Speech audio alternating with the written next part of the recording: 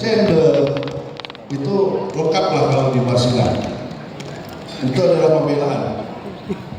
Kalau saya menyebutkan tadi, Marsina itu akan tetap jadi pahlawan di hati kita, tanpa harus diberi gelar pahlawan oleh negara. Pemberian gelar pahlawan oleh negara ini sekarang sudah seperti politik gitu loh. Ini ya, contohnya, ya kan? Ini kalau Marsina disebut tanpa diberi pahlawan pun oleh negara, dia dengan pastinya pahlawan bagi kita. Dan saya baca ternyata di banyak negara sebetulnya yang negara-negara yang memberikan gelar pahlawan secara resmi oleh negara terhadap orang-orang itu tidak banyak di dunia ini. Umum satu kalau di Asia Tenggara ini cuma Indonesia dan Filipina. Di Asia juga mungkin cuma Indonesia dan Filipina. Di negara Eropa umumnya negara-negara timur, Eropa Timur tuh kayak Rusia, Ukraina, ya kan, itu negara memberi gelar kepahlawanan. Tapi apakah orang Jepang tidak punya pahlawan? Jelas mereka punya pahlawan. Apakah orang Cina tidak punya pahlawan? Jelas mereka punya pahlawan. Apakah orang Malaysia tidak punya pahlawan? Jelas mereka punya pahlawan. Tapi pahlawan-pahlawan mereka hidup dan tumbuh di tengah masyarakat, bukan diberi gelar oleh pemerintah. Itu jauh lebih otentik dari sekedar pemberian gelar oleh pemerintah yang ternyata itu demi dan tujuannya adalah politik. Seperti sekarang mau dilakukan oleh rejim Pak Prabowo memberi gelar kepada Pak Harto sebagai pahlawan. Dan jelas karena itulah kita menolak gelar pahlawan yang diberikan kepada Pak Harto. Tapi kalau kepada Marsina, kalaupun tidak diberi oleh pemerintah, kita mengatakan tadi dia sudah lama pahlawan di hati kita masing-masing. Sepakat Bu. Mana silakan. Ya, terima kasih. Selamat siang. Assalamualaikum warahmatullahi wabarakatuh. Saya tidak akan orasi seperti Bang Ray tadi. Terima kasih kawan-kawan Reptem yang membuat diskusi pada siang hari ini. Saya kira Mei selalu menjadi momentum yang penting bagi kita semua. Selalu diperingati untuk merefleksikan bagaimana perjalanan bangsa ini. Kalau temanya adalah Soeharto pahlawan atau pelanggar HAM, sebenarnya kita bisa berangkat dari kenapa 27 tahun yang lalu kita melakukan reformasi.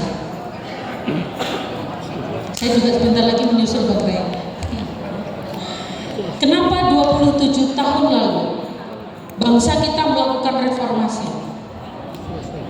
Saya kira sangat jelas gitu ya, bagaimana pemimpin yang diktator, yang melahirkan, yang keluar dari tujuan sebagaimana ada di dalam konstitusi kita, bangsa yang adil, bangsa yang sejahtera, bangsa yang bebas, merdeka, itu justru tidak diwujudkan, tetapi sebaliknya membangun kerusakan-kerusakan yang kemudian makin menjauhkan masyarakat kita dari keadilan sosial yang dimandatkan di dalam konstitusi dan Pancasila. Sehingga kenapa gerakan 98 reformasi itu lahir. Kalau kemudian sekarang ya ada wacana bahwa mereka yang berkontribusi untuk melahirkan satu situasi Indonesia yang makin jauh dari keadilan sosial dan kesejahteraan kemudian didengungkan akan diberi gelar pahlawan, saya kira kita kembali pada pemaknaan pahlawan itu sendiri. Tadi Bang Ren mengatakan siapa sih sebenarnya pahlawan? Ini ada Pak Benny di depan. Kalau kita menyebut pahlawan, sebenarnya negara selalu mengatakan bahwa pekerja migran itu pahlawan devisa. Tetapi pernah tidak diperlakukan sebagai pahlawan? Tidak pernah. Jadi apa sih makna pahlawan? Kalau secara normatif, ya kita mesti merujuk karena sudah ada undang-undangnya tentang gelar tanda kehormatan. Pahlawan itu siapa? Negara sudah mendefinisikan orang yang sudah berkontribusi untuk bangsa, berkarya nyata, memberikan kontribusi untuk kemajuan kesejahteraan bagi bangsa kita. Itu sudah sangat jelas gitu ya. Jadi saya kira ketika gelar pahlawan akan diberikan kepada siapapun, pihak manapun yang mengusulkan, itu itu mesti kembali kepada hal yang paling prinsip dari makna pahlawan itu sendiri. Benarkah dia sudah berkontribusi untuk kemajuan bangsa? Benarkah dia berkontribusi untuk pembangunan bangsa? Benarkah dia berkontribusi untuk kemajuan bangsa? Bukan sebaliknya. Saya kira kalau kita kembali pada pemaknaan pahlawan, itu jelas siapa yang boleh diberi gelar oleh negara sebagai pahlawan. Itu yang pertama. Yang kedua, bahwa reformasi itu lahir dari kondisi bagaimana situasi ketidakadilan sosial, pelanggaran hak asasi manusia. Kalau kita melihat foto-foto di depan kita, lalu banyak sekali tadi juga disampaikan dalam puisi dan lain sebagainya, kita punya sejarah kelam terkait dengan peristiwa pelanggaran HAM masa lalu yang sampai hari ini itu peninggalan gitu ya, yang juga belum bisa kita selesaikan. Korbannya ada. Pada tahun 2000 negara juga sudah berkomitmen sebenarnya membangun pengadilan HAM. Tetapi apakah sampai hari ini mereka para korban yang jumlahnya bahkan negara sendiri mungkin ya secara valid tidak bisa mendokumentasikan, yang katanya dalam penulisan sejarah juga akan dikecualikan terkait dengan hal itu, ini juga tidak boleh kita lupakan. Jadi bagaimana jejak-jejak 32 tahun berkuasa, apa yang kemudian ditorehkan dalam hal penegakan hak asasi manusia, demokrasi, membangun keadaban bangsa, mensejahterakan manusia dan lain sebagainya. Saya kira itu adalah yang paling fundamental dalam tata kita berbangsa dan bernegara. Itu yang kedua. Yang ketiga, sebelum saya kembalikan ke Mas Abe, adalah bahwa kalau kita bertanya, jika hari ini kita masih melihat kebebasan pers, jika kita masih melihat ruang-ruang sipil kita, meskipun tidak sepenuhnya ada, gitu ya, karena tadi juga sudah disinggung, orang tulis saja sekarang juga sudah tidak secure lagi, gitu. Kemudian juga bagaimana persoalan-persoalan kriminalisasi terhadap mereka yang selama ini memekikkan reformasi 27 tahun yang lalu terkait dengan agenda-agenda reformasi, memastikan agenda-agenda penegakan hukum, keadilan sosial, penegakan HAM, dan lain sebagainya, makin banyak yang menghadapi kriminalisasi. Apakah iya kita kemudian akan membiarkan mereka, terutama satu orang gitu ya, yang menjadi tema diskusi kita hari ini, akan kita biarkan untuk diberi pengakuan oleh negara sebagai pahlawan. Jadi saya kira penting untuk dikembalikan pertanyaannya kepada kita semua. Apakah pantas? Saya bertanya kepada teman-teman yang hadir pada siang hari ini. Apakah pantas seseorang yang kemudian mendorong kita semua untuk melahirkan reformasi kemudian akan diberikan gelar sebagai pahlawan? Ya sudah, saya kira itu yang kemudian menjadi agenda kita ke depan, bagaimana mengawal agar itu tidak terjadi.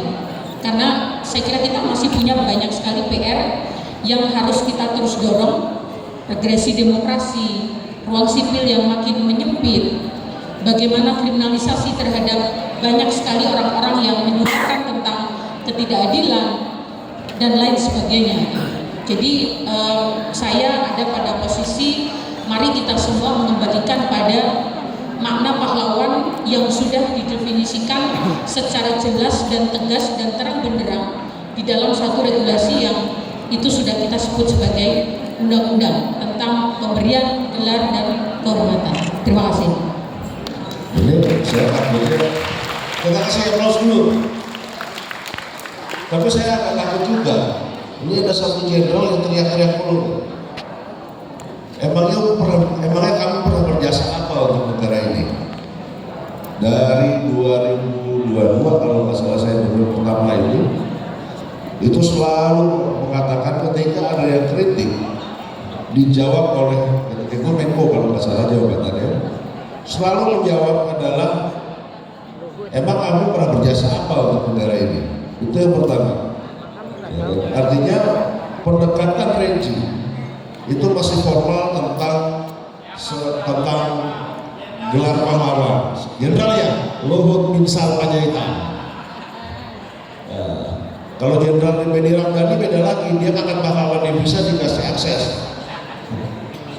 Nah, yang kedua tadi menarik soal beredel tadi ya, ini kan sebetulnya beredel juga tentang bagaimana kebebasan pers, kebebasan berpendapat, bahkan banyak teman-teman termasuk yang terakhir di Bandung, teman-teman mahasiswa di Bandung ITB itu, saya melihatnya kriminalisasi ini sudah semacam menerapkan undang-undang subversif, tetapi dengan pasal-pasal kriminal yang diterapkan melalui ITE. Nah, kalau pandangannya Mbak Anies sendiri gimana? Ini kan soal hak asasi manusia yang kemudian dibredel oleh negara, gitu kan? Silakan. Ya, saya kira secara normatif saja, tentu itu bagian dari hak fundamental ya setiap warga negara untuk menyampaikan pendapat dan ekspresi. Gitu. Jadi bahwa kritik terhadap pemerintah mengambil kebijakan itu ya hak asasi. Ketika kemudian mereka yang menyampaikan suara-suara terkait dengan ketidakadilan mengalami kriminalisasi, ya tentu harus dipersoalkan. Karena misalnya kemarin belum lama ini ada satu undang-undang yang juga dengan sangat cepat dibuat gitu ya, undang-undang TNI yang ini juga saya kira meresahkan kita semua, yang tidak hanya dari sisi prosesnya yang tidak wajar, tetapi juga secara substansi akan mengkhawatirkan bagaimana multifungsi ya, tidak hanya dua lagi gitu ya, multifungsi itu akan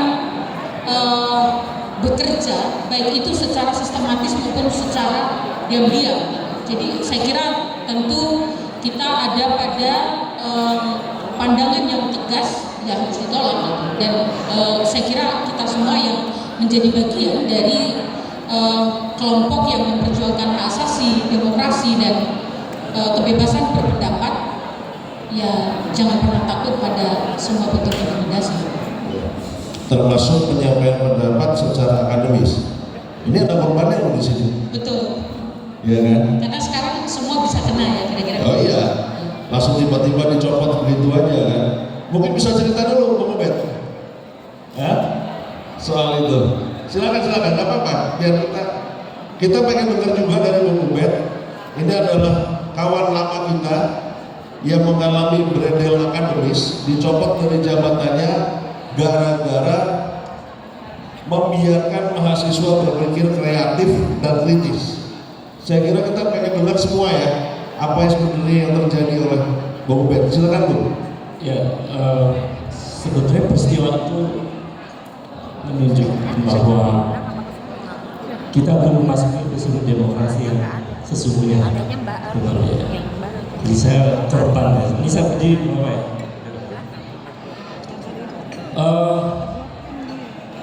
Saya begitu masuk ruangan ini sebetulnya merenung, karena 27 tahun yang lalu begitu Soeharto jatuh, saya masih di MPR. Saya masuk rombongan yang pulangnya malam, karena waktu itu ingin reformasi total. Ketika Soeharto jatuh, kita membayangkan bahwa 27 tahun kemudian kita menjadi bangsa yang demokrasinya berkualitas. 27 tahun kemudian kita menjadi bangsa yang korupsinya minimalis. Mimpinya indah, cita-cita kita luar biasa. 27 tahun kemudian kita membayangkan setiap warga negara Indonesia, termasuk generasi Z, dia baru lulus kuliah, itu gajinya sudah di atas 20 juta. Karena waktu Soeharto jatuh, batu bara kita masih banyak, nikel kita masih banyak, emas kita masih banyak. Jadi bayangan kita akan mengalami episode negara maju setelah 25 tahun. Apa argumennya? Karena studi-studi tentang pembangunan sebuah negara di banyak negara di dunia, setiap 25 tahun ketika negara bekerja dengan benar itu akan mengalami kemajuan. Korea Selatan 27 tahun yang lalu adalah bangsa yang miskin. Tapi apa yang kita bisa lihat hari ini? Mereka menjadi negara maju. Pendapatan per kapitanya di atas 14.000 US dollar per tahun. Malaysia sekarang juga sudah mencapai 14.000 US dollar per tahun. Negara Singapura, jangan tanya Singapura, sudah 36.000. Dan itu episode terjadi setelah 25 tahun. Jadi bayangan kita setelah 25 tahun itu kita mengalami kemajuan yang luar biasa. Tapi apa yang terjadi hari ini? Menurut saya kita setback, kita mundur. Bahkan saya coba cek data angka bunuh diri warga negara Indonesia mengalami kenaikan besar. Dalam 1 tahun hampir 1.000 orang. Kenaikannya per tahun 300%. Lalu saya coba cermati apa yang menyebabkan mereka bunuh diri. Ternyata faktor ekonomi. Saya mau mengatakan bahwa 27 tahun lalu kita membayangkan ekonomi kita mengalami kemajuan dasar. Tetapi hari ini angka pertumbuhan ekonomi kita di kuartal 1 hanya 4,8%. Kisarannya 5% saja sampai. Pertanyaannya, mengapa secara ekonomi kita stagnan? Ini kan pertanyaan penting. World Economic Forum itu melakukan riset di dunia ini. Dia mewawancarai para pemodal sehat di dunia. Lalu jawabannya, mayoritas mengatakan kami tidak akan investasi di negara yang korupsinya merajalela. Kami tidak akan investasi di negara yang pelanggaran HAM-nya masih luar biasa. Kami juga tidak akan investasi di negara yang tidak menjalankan good government dan clean government. Jadi kawan-kawan, nggak mungkin kita akan mengalami kemajuan ketika tidak ada good government dan clean government. Nggak mungkin kita akan mengalami kemajuan ketika demokrasinya rusak. Dan nggak mungkin kita akan mengalami kemajuan ketika korupsi merajalela. Tidak mungkin. Pertanyaannya, ini kenapa terjadi? Ini kenapa terjadi? Pertama, memang karena tidak ada supremasi hukum untuk menegakkan perkara-perkara penting sebagai peristiwa masa lalu, termasuk pelanggaran hak asasi manusia. Sebagai bangsa, kita membawa cacat bawaan yang sangat sulit dunia internasional percaya. Jadi dampak dari pelanggaran HAM itu sampai ke kita dan sampai ke rakyat banyak. Bukan hanya dampak yang sifatnya politik, tapi juga dampak yang sifatnya ekonomi yang membuat rakyat terus menderita.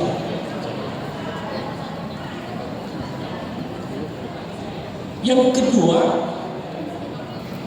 selain supremasi hukum yang lemah, juga karena elit politik masih menumbuh-suburkan praktek korupsi,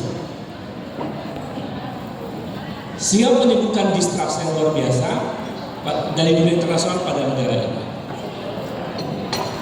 Saya melihat bahwa korupsi kita ini parah. mungkin baru beberapa hari yang lalu atau sekarang itu 2 pekan lalu kita membaca laporan dari PPATK. PPATK menyebutkan bahwa ada uang APBN yang dikorupsi hampir 1.000 triliun, sekitar 900 sekian triliun, bukan 900 miliar. Coba bayangkan, hampir 30% dari APBN dikorupsi. Ini negara apa? Kasus pelanggaran HAM masa lalu tidak pernah diselesaikan. Kasus, dan apalagi kalau dari tahun 60-an, 65 ada Bang Andi, senior kita yang tahu peristiwa tahun 65, dia aktivis 66, tidak pernah diselesaikan. Sampai peristiwa 98 yang menurut data dari tim gabungan pencari fakta itu lebih dari 1.300 korban pada peristiwa 98 yang meninggal, terbunuh, termasuk kawan-kawan kita yang kemudian sampai hari ini tidak ditemukan. Jadi bagaimana mungkin bangsa ini mengalami kemajuan tapi pada sisi penegakan HAM tidak pernah ditegakkan? Pelanggaran HAM lama tidak pernah diselesaikan, pelanggaran HAM baru terus terjadi. Yang paling menyedihkan adalah aktor utama dari pelanggaran HAM itu ada di istana.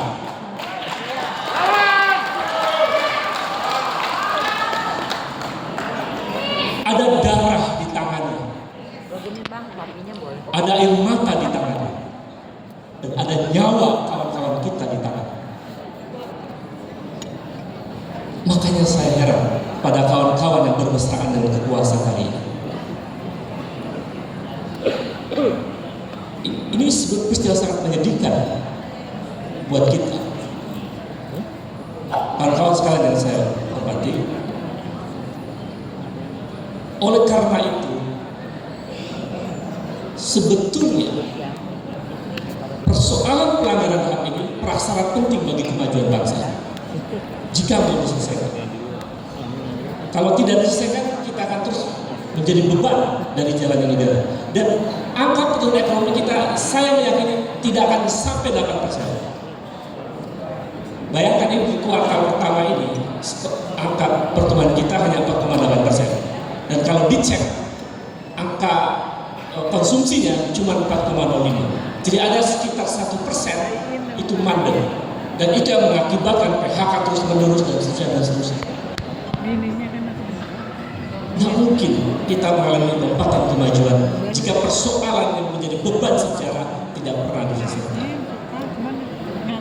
Dari situ, saya kira kita punya argumen substantif mengapa kita menolak Soeharto menjadi pahlawan. Karena Soeharto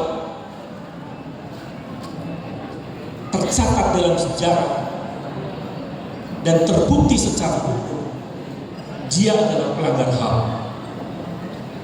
Soeharto juga terbukti di meja pengadilan tahun 2000 disebutkan bahwa Soeharto dinyatakan sebagai koruptor dan kemudian dia dinyatakan telah merugikan negara hampir 11 triliun.